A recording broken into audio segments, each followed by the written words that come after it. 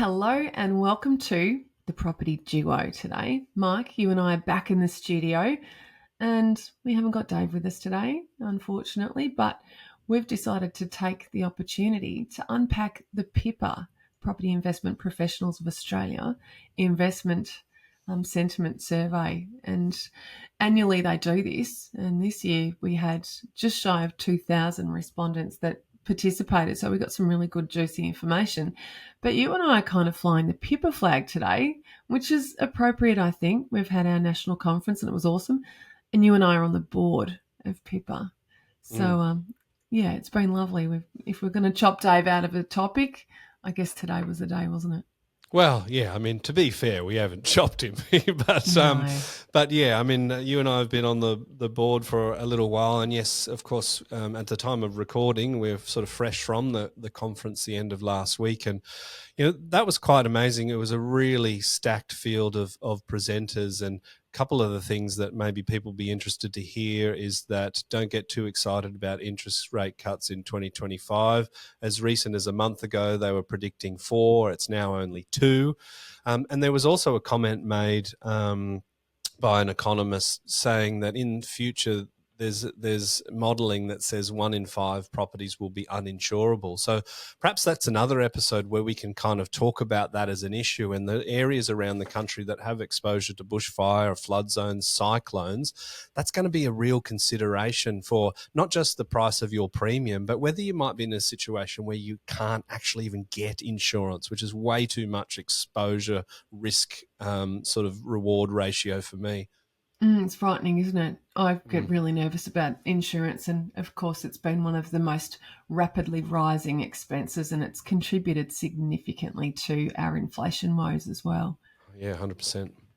Well, we do get off track sometimes. I want to chat about the findings in this survey, and the survey is available. It's out there, so give us a shout if you want a copy. I'll put something in the show notes. But to kick off, what trends are you seeing with investors selling their properties, particularly in Brisbane, Melbourne, and Sydney? And what factors are driving these sales, Mike?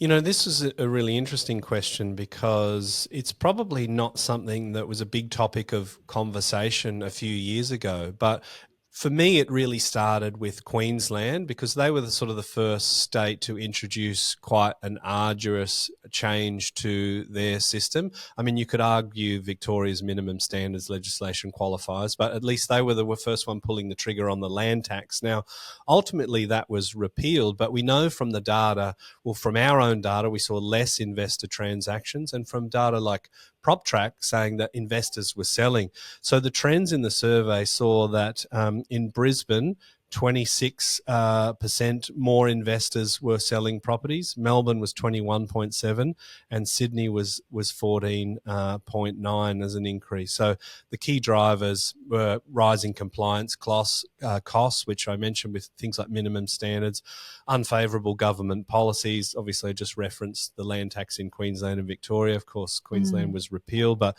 New South Wales, unfavourable policies around the no-cause evictions and the rhetoric around that. And I think the desire to reduce debt. So certainly there was some profit taking for people that were kind of selling at what they believe to be the top of the market in places like Brisbane and Melbourne. But things like fears about future legislation like rent caps or rent freezes that we're hearing a lot about from the green-coloured politicians fed into that answer from the survey respondents. Yeah, look, sometimes just the talk of something, just the chatter can be enough to make an investor nervous. And if they're already facing financial hardship or feeling particularly stressed about their asset, that kind of rhetoric can just tip the scales and trigger a sale. So we certainly did see that in the data. The survey showed that Victoria is seen as the least accommodating state for property investors, while WA is viewed as the most pro-property. What specific policies or factors contribute to these perceptions, Mike? Yeah, I mean, no real surprise there. I mean, Victoria, I think everyone is aware, is the least kind of open for business state for property investors, with the minimum standards legislation, and I keep sort of mentioning that. And on paper, it sounds great. Like properties should be maintained to a minimum standard that makes it a safe and enjoyable property for a tenant to habitate in, right? It sounds wonderful on paper, but in speaking to property managers, the consultation period was far too short. The legislation is not quite fit for purpose. It adds a layer where you have this whole cottage industry of people doing these annual inspections, and you've only really got to go and look back at the insulation bats scheme that the government ran out. I mean, that saw a huge increase in companies sort of jumping in to fill that work. And we actually, unfortunately, saw a fatality based on that kind of gold rush of businesses in that space. And as you've said, I think on the show, it's all very well to sort of have someone do, an annual compliance test for $300 or whatever. But there's an incentive to say, oh, well, your stove doesn't meet the requirements, or the gas needs to be redone, and that's an exorbitant amount of money. So that has been a big one, but it's the land taxes, the number one. I think that's turning people off Victoria, and we can see there's quite a shortage in new rental bonds. That came up from data from one of the economists at the PIPA conference. We're just seeing less rental property available. And to give you an example of why I think it's interesting to balance, say, Victoria versus WA, think about the Airbnb tax that Victoria brought in. As I understand it, that's a 7.5% tax on short-term accommodation.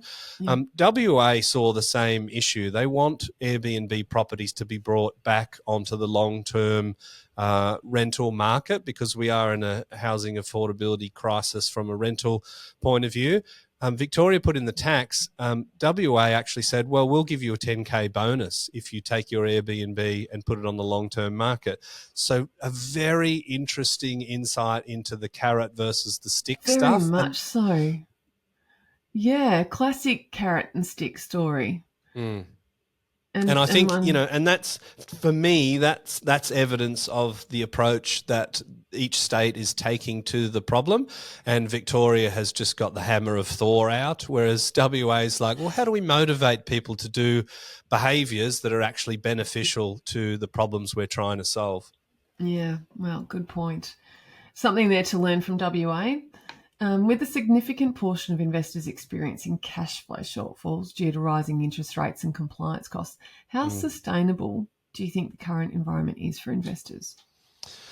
Well, I think the double-edged sword of the affordability buffers put in place by APRA and the banks, I suppose, means that we are kind of stress tested way higher than what the reality is. But we all know that the rate of interest rate increases that we saw were unprecedented in Australian history. So the pace of change really got people. Now, what's different to Australia compared to, say, the US and the transmission of monetary policy is we have a lot greater percentage of people on variable interest rates than, say, the US does. So it's been really, really tough.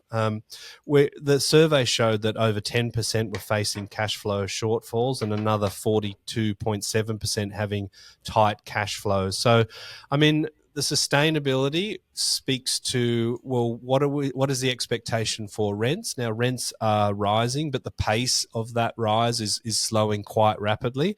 But then it's also about the interest rates. If we are seeing the cuts, then of course what we're in at the moment is sustainable because the pressure is going to come off. But it is a little bit of a big if. And I think we're at the point where we see in the data that investors haven't been just passing on those costs. I think that's a real furphy. It comes from certain political commentators that say, Yes. oh, well, investors have got higher interest rates. Well, they're just lumping that on the tenant. But the data is showing that that's actually not the case. No, it's not how a free market works either. Just because you want to put the price of something up in the face of competition, that absolutely doesn't work. So investors will do everything they can to recoup their costs, but there's obviously a ceiling there because the market dynamics won't allow someone to charge a premium. So it is a furphy indeed. Now, Mike, over 70% of investors have had to increase rents due to higher operating costs. How do you think this impacts tenant affordability in the broader rental market? Well, I mean, it's increased the stress for both the landlord and the tenant, right? And of course, if the market will bear it, you will pass Mm. on that increased costs. I mean, that's just, as you say, that's how a free market works. But we're already seeing the ceiling of affordability kind of influencing the data, right? As I mentioned, Yes, we the are. pace of rental growth this particular year is lower than the previous year. I mean, thank God, really, because it's kind of unsustainable. But you look at the long term average and rents really don't outpace inflation. It's just the rapid pace of change that we've seen, both in interest rates, both in rents, and that's giving people a real squeeze. So, Yeah. yeah, look, investors It's have had higher costs and they've passed on as much as they can. And it's already a tight rental market. So it's just made things harder. Yeah, and let's talk about that because it obviously my question sounded like it contradicted what we were saying prior to that. Over 70% of investors have had to increase rents. The point is, before we had heightened expenditure and tougher mortgage levels, people generally, a lot of investors didn't put the rents up as soon as they possibly could. Mm, Every year the lease comes up, the property manager reaches out, says, "What do you want to do?" A lot of investors, me included, would say, "Oh no, they're pretty good. Let's just leave it as it is," because mm, you want to keep a good tenant. Cash flow was not even remotely a consideration like it is now during our pandemic interest rate levels. And so the point is, people will increase their rents when they can, when they're under cost pressure like we are now. But when we were working at a cash rate of 0.1%, we didn't see a lot of rental movement because mm. a lot of investors weren't feeling the pinch and were able to continue on and keep the same tenant there at the same rent.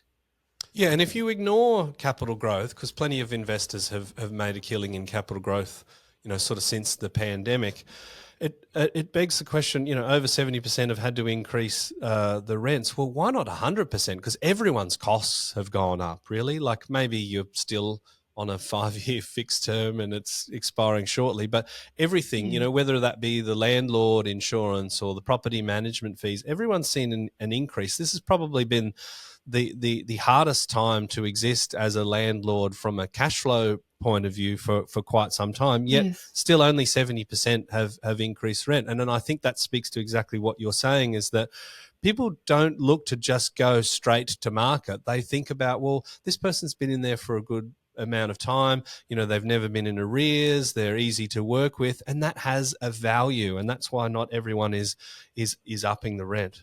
Yeah, and dare I say it, Mike, if I'm hazarding a guess, I think that the 30% who haven't had to increase rents, there might be investors that have been doing it for decades, and so cash flow isn't biting because they're probably close to, they're positively geared, they've paid down a lot of debt over the years. I've looked at a couple of properties that we've got that we haven't really adjusted the rents very much on, out of a sense of obligation or wanting to do the right thing by a tenant who's been with us for a long, long time. Mm, We've got one that's well under market, and I just think, oh, that's. I know I've let it drift under market, but the tenant's great.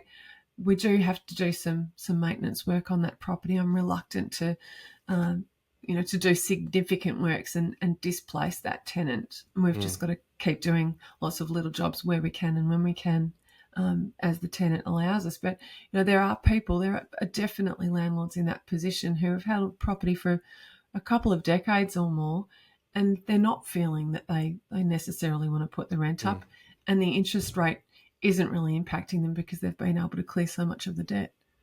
However, what I think is interesting is that this situation might be kind of forced to undergo some sort of behavioural change because of the legislative environment. And what I'm getting at there is that certain states will have mandated that you can only update the rent, say, once a year or twice a year. Now, these people might be thinking, oh, okay, well, before it was just kind of, ad hoc, or when the market sort of showed that there was an opportunity to raise that. But perhaps that will force people to be more onto it because they're kind of thinking, well, maybe I only get one chance this year. What do Mm. you think about that? I think property managers are kind of leading that discussion as well because they've got so many investors that are feeling the heat and they're feeling the cash flow shortfall, and Mm, the property managers are well versed at saying, right, well, the rents are moving each month or each quarter or each year, and here's where you're up to, and this is what you should now be charging. And they obviously also want to avoid that horrible conversation with the tenant when the year rolls around and the investor doesn't do anything, and then suddenly 2 or 3 cycles later, the rental increases is an enormous shift, and it's a hard shift for them to fathom. mm, So I do think that property managers do tend to run that conversation and to bring it to the attention of the investor for sure. mm. Now, I've got another question for you. Despite the cooling investor sentiment, nearly 46% still believe it's a good time to invest in residential property. What do you think drives this optimism, even as the broader sentiment declines, Mike? Well, I think often investors sort of take a macro view, and I think the evidence is there that property is a long term performer. I mean, it's a service, it's housing, it's a roof over people's head, and I think everyone can see that things like this announcement of 1.2 million homes being constructed over 5 years, which technically started 1 July, we've got Buckley's chance of doing that. I mean, the HIA is saying we might crack that 1 year, but overall we're still going to be way behind. And I think journalists tend to typically take a capital city centric view of the world. So they might say, well, housing's unaffordable because they're looking at the income to asset price ratio in places like Sydney. And, fair argument. But Australia's a lot bloody bigger than Sydney, right? And there are actually Yes. still locations where it is quite affordable. There's plenty of those locations, and many of them have had a hell of a run in the last couple of years. I mean, places like Perth. I mean, even today, the average annual income versus the asset price is running at a metric that's still quite more affordable than other parts around the country. So I think people understand the value of property, the way that it can be leveraged, the historical performance over time, the real lack of supply. So property remains popular. It's really a national pastime and quite a centre of the culture of being an Aussie. Yeah, I agree. I think leveraging counts for a lot. And I also think with our interest rate increases having slowed, Mm. we're now quite stable. We've had over a year of no movement of rate. I think people have got their heads around that. There's less scrambling around each month, going back to the broker or the bank. What's my borrowing capacity? All of that kind of flurry can have people sitting back on the sidelines saying it's all just too dynamic for me. It's freaking me out. So I think there are a number of factors, but you've definitely outlined the big ones. Now, the survey found that the majority of sales were to existing homeowners and first home buyers rather than investors. Having said that, though, some of them went back to investors. And what does this suggest about the current dynamics in the property market, though? Well, it just sort of shows the shift indicates that existing home buyers, which are 44%, and first home buyers at 21%, are more active than other investors. And it suggests that the financial pressure on investors is creating buying opportunities for owner occupiers. And the dynamics have sort of shifted in favour of home ownership, which is kind of interesting because when you look at the lending data, we're talking upwards of 30% increase in investor lending, Mm. according to the ABS. So, yeah, I mean that's I think that's quite an interesting one, and it kind of brings into question this notion that okay, well, if an investor sells a property, that it goes to a first home buyer, or investors selling out is not a dire situation for the rental market because it's probably just going to sell to another investor. But the data is saying that, I think, don't quote me on this, but it was around about 37% of investment properties sold go to another investor, but the majority are going to owner occs. And what that does is Mm. it just kind of extinguishes the rental supply even further at a time where that's not really good for Australia, certainly not for people that are looking for accommodation and aren't in a position to buy. Yeah, you raise a good point. We've talked about this a lot. Not every single renter wants to break into home ownership. Some people choose to rent. Others would love to get into home ownership but can't for whatever financial reason. They're not eligible for a loan. So it is a concern that we're eroding our rental stock supply, and we don't seem to be worried about that. I think it's great to see home ownership become a reality for renters, but not everyone here who's a new first home buyer is necessarily out of the rental pool. In fact, they could be with mum and dad. They could be in a share house arrangement, which adds a different dynamic. And what we also know is that first home buyers have had a raft of really good incentives, federally and state territory based. And so we'd expect to see a bit of uptake there. I mean, first home buyers, I'm not going to go out on a limb and say that they've had it good, but we've been enjoying seeing healthy numbers of first home buyers. And I think some of our incentives and initiatives are great. So I wouldn't like to see that slow down, but yes, I think we need to consider You and I are investors and we advocate for property investors, and we also share the view that it's great to see first home buyer participation numbers being high, because it is kind of part of the great Australian dream, and maybe that's evolved a little bit from the quarter acre block and the cricket pitch and the white picket fence. But I think as a nation, we agree that home ownership is a great thing to aspire to, and it gives a certain level of security. But you can go back, all the way to the 70s, and cleverer people than me will probably be thinking, well, even further than that. But the long-term average is about a third of us always rent. So those people need options. And right now, with a national vacancy rate of around 1.2%, the options just aren't there. Things are skewed outside of their favour. It's tough, isn't it? Yeah. Well, moving on. Given that over 60% of respondents are paying between $10,000 and $60,000 more in mortgage interest annually, how is this influencing long-term investment strategies?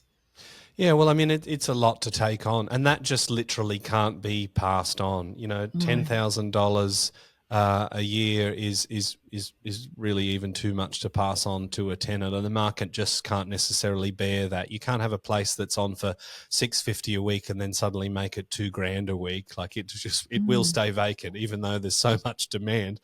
So I think it's just prompting investors to explore ways that they can cost cut or be more efficient. It's stimulated people to shop around for their mortgages. It's stimulated people to have more active discussions with their property manager about, when is the next rental review and what's the market looking at. And it's forced investors to critically sort of think, is this actually a good idea? And I think many of them have decided that it's not. Sure, profit taking, but with some of the state legislation that's making life more costly and harder for investors, many have decided that it's just too hard. And again, we can't really afford right now at the moment for people to be exiting that. And I remember in the October last year, I think it was, PIPA breakfast, you were on a panel and the Victorian Shadow Housing Minister basically said, well, what incentives do we need for investors to come back into the market? And the consensus was investors don't need incentives. They just need certainty, and they need to be left alone. But this tinkering around the edges, because of course, this is an election issue, state politics, federal politics. They need to be shown to be doing something. But so far, everything that they've done, in my view, has exacerbated the problem. Yeah, absolutely. Yeah, well said. Now, I had a really interesting thing happen in the last week, really interesting conversation with a client. So we often hear about the differential in costs that an investor has to pay versus what a tenant pays to rent, and how unsustainable it is for quite a few investors out there who are shouldering these increased costs now that we've got a burden that I've just mentioned in my question, up to $60,000 more in mortgage interest annually. That's a lot of money. Anyway, I was working with someone who bought the property that they've been renting for many, many years. So the landlord issued a notice to vacate because they wanted to prepare the property for sale, and it was not what our clients had anticipated, and they had a bit of a panic and found their way to me. Someone kindly referred them my way to help them out to see if we could navigate supporting them to purchase the property. They organised their borrowing capacity and made the move. And we were successful. It was a wonderful outcome, so they can stay in their Oh, home that's and amazing. they'll go from being tenants to owners, which is really exciting. But the point that I make is they were quite nervous because at the moment they're paying rent and it's under $2,000 a month. Mm. And they were very wide-eyed and very seriously considering what the cost of owning the property would be. Now in mortgage repayments, that's escalated. It's over $6,000 a month now, which is a Oof. really significant step up for them. And it absolutely illustrated that differential for me. We read about it, we talk about it, but when you're talking to someone who's been paying under $3,000 a month for their rent, and then all of a sudden they're looking at doubling that for their mortgage repayment, it's sobering, isn't it? Yeah, and I think the tables will slightly tip, and that's, I think, the beauty of free market economics is that people will react to the stimulus, and as we get some interest rate cuts, I don't expect there to be people dropping rents, right? Because we still have this national vacancy rate that's in, pretty much crisis levels, but there will be locations around the country, and I can already see, the news.com.au articles, 100 places where it's cheaper to own than rent, but that will be the situation, and hopefully we will see some tenants that transition out of that. But yeah, that differential is quite extreme, and you can sort of see why people are not motivated to own the property when they're paying that much more. Absolutely. Well, moving on, how significant is the impact of government rental reforms on investors' decisions to sell or hold their properties, and what reforms are causing them most concern? Yeah, well, we cited that before. So increased taxes and changes to tenancy laws have had the most significant impact, and people are finding it very difficult to sort of plan in a long term way when legislation changes can happen here, there, and everywhere. I mean, most property investors are investing over a big time frame, 10, 20, 30 years. And when you do all of the planning and the modeling around things being such as they are, when they're changed, it's kind of like, oh, well, it's not only showcased that things are different now, but things can be different very, very quickly. So I think it's the uncertainty around things like rent freezes and restrictions on evictions and compliance costs that's really upsetting people the most. And Yeah, people that are in a position to maybe sell at a profit are taking the opportunity because there's just a lot of uncertainty about what the future holds for them. I thought the survey was interesting because it ranked the responses for these particular concerns, and governments tinkering with things and changing legislation was number one. It was Mm. really stressing a lot of investors out. Many investors report only a very limited knowledge of changing tenancy laws. How important is clear communication from governments, and what can be done to improve it, Mike? Well, something has to be done to improve it because I think people are relying on the transmission happening through property managers. Now, as you know, not all property managers are created equal. Some are great and they keep you up to date on things that, even us working in the industry, we're like, oh, wow, okay, I wasn't quite across it to that level. And then you have property managers that are doing the basic level compliance, but they're not communicating anything.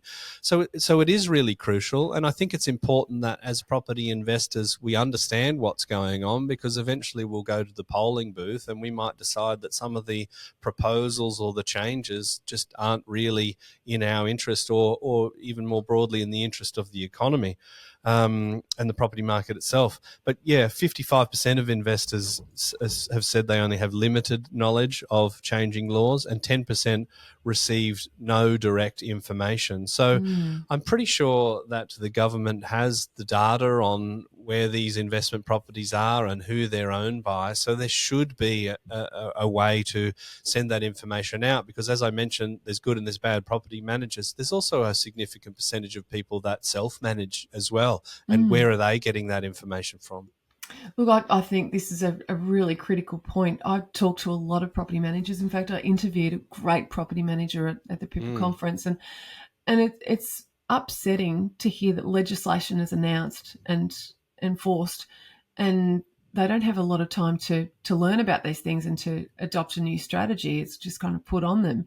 And the onus has been on property managers essentially to shed light on these new policies and to update their landlords and educate them. And I think there's absolutely an issue there. That's a burning issue that our government needs to do better. Lack of consultation and lack of information availability. Just having a series of paragraphs on a consumer affairs portal is it's not doing the job, is it? It's definitely not educating the market. Now, with investor sentiment cooling, what strategies are savvy investors using to identify opportunities, particularly in markets like Melbourne, Perth and Brisbane? Well, I think they're a lot more educated than they were some time ago. And I mean, we can see that in our own data in our business. The distance between people where they live and where they buy has been expanding since we started looking at the numbers in 2019 pre-pandemic. So they're looking nationally as the stock for investment property. So, they're obviously looking at markets with growth potential. Perth, obviously, the secret's out that Perth has been a hot market, but they're looking at things like tight supply. And with Melbourne, it's kind of looking at, okay, well, this is an internationally significant city. It's a beautiful part of the world. It's got so much potential, but it's in the doldrums due to the economic mismanagement of the state.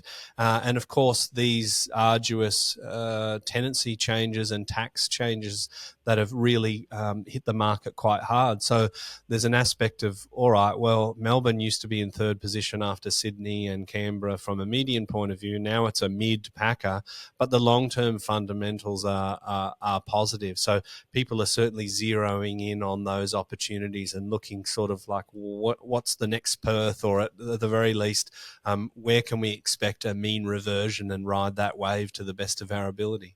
I love it. And we've had a few episodes that have touched on this kind of analysis and buyer activity and way of thinking when it comes to identifying the next area, and where our capital cities sit. Mike, we've got through a lot of questions. There was certainly a lot more in the survey. We haven't just scratched the surface. We've unpacked a fair bit of it, but there's a lot more. What I'm going to do, as I said earlier, we'll pop this in the show notes, and I'm really glad that we've got to chat about the findings in the survey, because PIPA is very dear to us, and it's dear to Dave as well. Just want to give a shout out to you, Dave. I know you're a PIPA member also, so I hope our listeners have enjoyed this. And before we say cheerio, I'm going to get you to put your thinking cap on and share a gold nugget. Now it's time for us to go mining for our gold nugget property tip of the day. My gold nugget, I suppose, is that these surveys, in my view, are very, very undersubscribed. So the survey size for this one is sub 2,000 property investors. Now, that's enough to be statistically significant, but this data isn't just used to tell a story about what property investors are thinking.